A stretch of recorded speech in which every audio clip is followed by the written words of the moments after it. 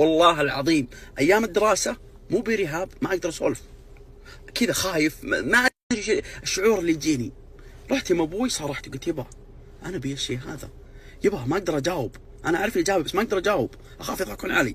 ضحك ابوي، مسك يدي ابوي والله اني اذكره، مسك يدي ودخلن يم الغرفه، قال شفت المرايه هذه؟ قلت ايه؟ قال احتس عليها.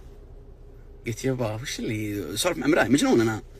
قال تكلم مع المرايه وخل عينك بعين نفسك وسولف، ما عليك من احد، سولف وسكر الباب عليك وابد سولف سولف سولف وتفلسف. وانا كنت ورع صغير وغد، قلت يبا سكر الباب علي ابوي. وبحب والله اني بحل بمرايه كذا واني اضحك والله العظيم.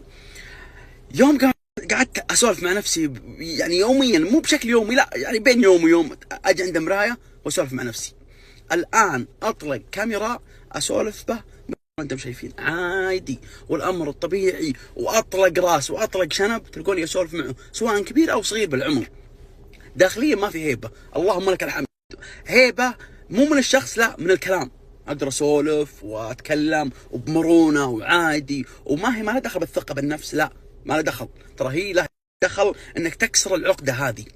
في عقده بس مجرد ما تكسرها تراك انطلقت.